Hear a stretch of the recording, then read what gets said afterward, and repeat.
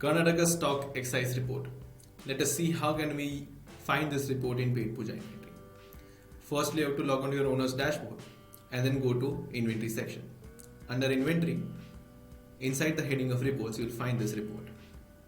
A page like so will appear where you can apply date range filters by putting in the dates and by selecting the types of primary columns that you'd like, raw material or brands.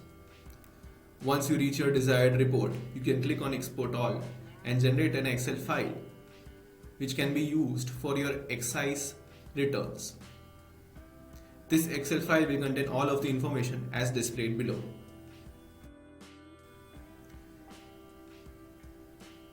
This report will contain all of the details as follows.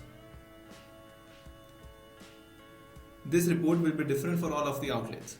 So first you go to your desired outlet and then only export this report for accurate entries. Thank you.